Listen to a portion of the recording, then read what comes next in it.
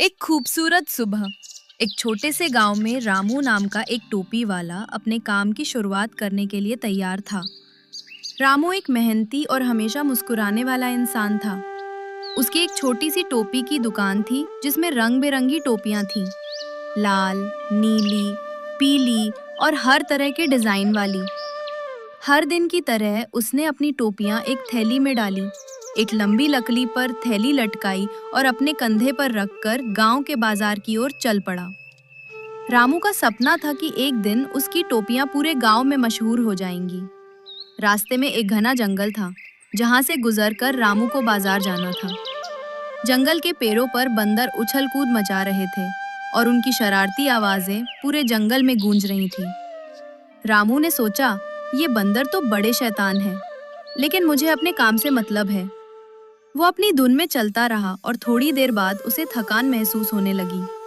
धूप तेज थी और रामू के माथे पर पसीना आ रहा था। उसने सोचा, थोड़ी देर आराम कर लेता हूँ। उसने एक बड़ा सा पीपल का पेड़ देखा जिसके नीचे ठंडी छांव थी। रामू ने अपनी टोपी वाली थैली जमीन पर रखी, अपनी पसंदीदा नीली टोपी पहनी और पेड़ के सहारे लेट गया। थोड़ी ही देर में वो गहरी नींद में सो गया। जंगल के बंदरों ने रामू को देखा और उसकी टोपी वाली थैली पर नजर पड़ गई। एक छोटा सा बंदर जो सबसे ज्यादा शरारती था और जिसका नाम था चिंटू, ने अपने दोस्तों को बुलाया। देखो, ये आदमी कितने आराम से सो रहा है और उसकी थैली में कितनी सुंदर टोपियां हैं, चिंटू ने कहा।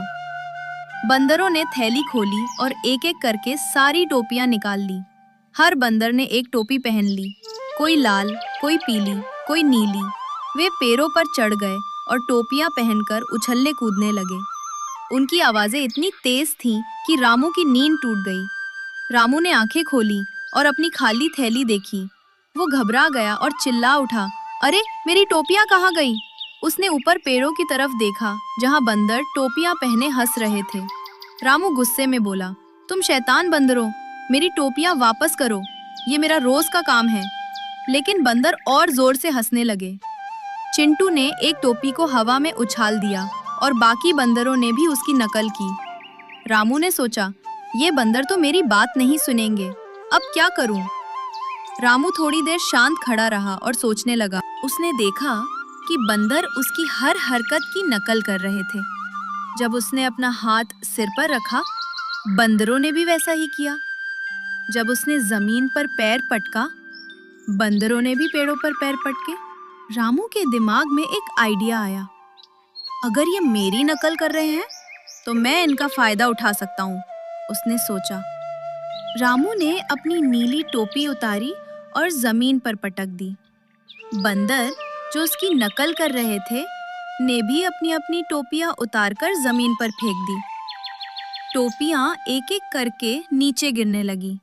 रामू खुशी से उछल पड़ा और जल्दी से सारी टोपियां उठाकर अपनी थैली में डाल ली। बंदर अब खाली हाथों पेड़ों पर बैठकर रामू को देखते रहे।